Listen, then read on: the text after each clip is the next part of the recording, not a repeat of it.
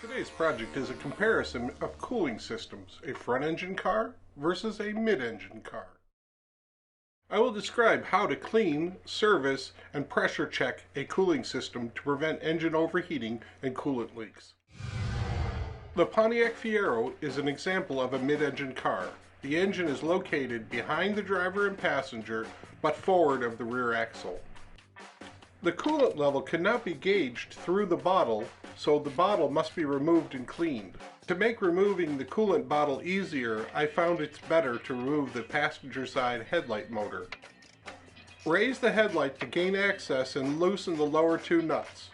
Lower the headlights and remove the upper two nuts completely, disconnect the electrical, and remove the headlight. With the headlight removed, it's easy to access the nut on the coolant bottle. Lift upward to disengage the teeth and remove the clamp. The coolant bottle is caked with sludge and contamination that needs to be removed to prevent overheating or plugging the radiator or heater core.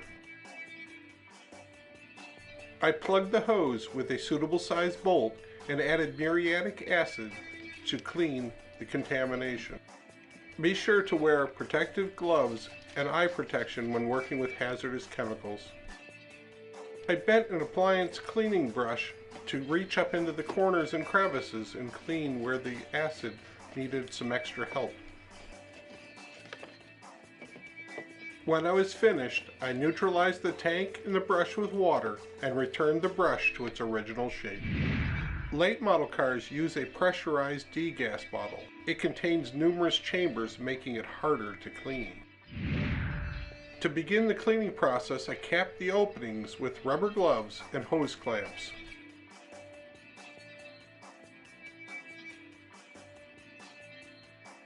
I filled the bottle with muriatic acid and agitated it numerous times over the course of several days.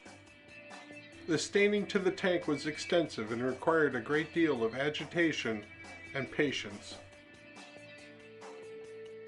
Although the end result was not as good as new, it was very satisfactory. With the tank cleaned, reinstalled, and the system pressure checked, it's time to begin servicing the cooling system. A friend once poured straight antifreeze into his engine and couldn't figure out why it was overheating. Antifreeze has an oily consistency and a water pump impeller cannot circulate it.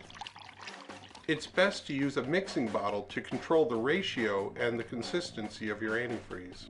I found a diesel exhaust fluid bottle with its accordion funnel works really well for this process. After adding 1 gallon of antifreeze to my mixing bottle, I used distilled water to triple rinse the jug and add it all to the bottle. As I add the antifreeze, the rear chamber fills first and then gradually balances out with the other chambers.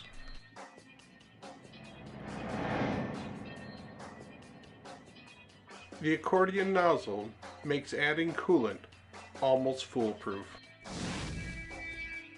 I returned all of the excess fluid from the mixing bottle to the original jug and labeled it properly for future use.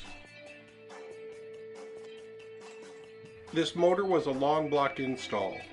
The cooling system was pressure tested prior to adding antifreeze to ensure we would have no leaks. Now we're going to do a pressure test with the cooling system serviced to demonstrate the normal routine.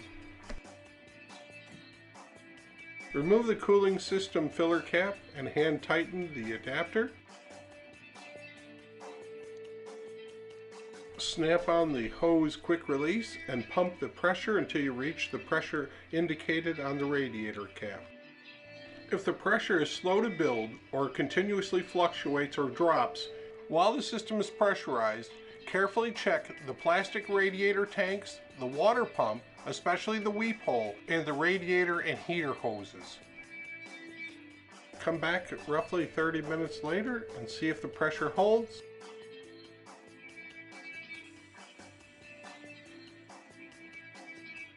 Be sure to deplete the pressure completely. Now let's take a look at the mid-engine car and compare the procedures. Overheating can result if a Fiero cooling system is not serviced properly. Also, if the lower spoiler is damaged or missing, it can result in the air bypassing the radiator and creating an overheating condition. With the cooling jug reinstalled, let's begin the proper servicing procedures. Firmly press on the cap and turn to remove. You may have noticed I'm using the same coolant jug with the 50-50 mix, but I've added the accordion nozzle to the end to allow me to service in this tight spot. With the radiator full, it's now time to turn our attention to the motor thermostat cap.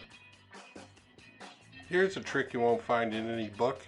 If the radiator cap on the thermostat won't come off, grab a small oil filter wrench to loosen it up. The thermostat was designed to be removed by hand, but I've often found it difficult to get out, and I used the handle of the oil filter wrench to pop it free without damage. Do not twist the thermostat. It's easy to break the tabs off and you'll have to buy a new one. With the thermostat removed, you can now begin to fill the motor with coolant. Care must be taken as you reach the top of the filler neck. Coolant will begin to flow forward through the rubber hose and into the radiator coolant lines. This will purge the air from the lines, but soon after, the radiator will begin to overflow. It's easier with a second person keeping an eye on the radiator, but a pan underneath it can catch any leakage. The cooling system is purged of air when the radiator begins to overflow. Install the radiator cap and continue filling the filler neck on the engine. When the system is full, add the thermostat with the handle aligned front to back. Carefully install the radiator cap and check for the arrows for alignment. The last step is to fill the overflow bottle to the fill mark. Run the car and check for leaks.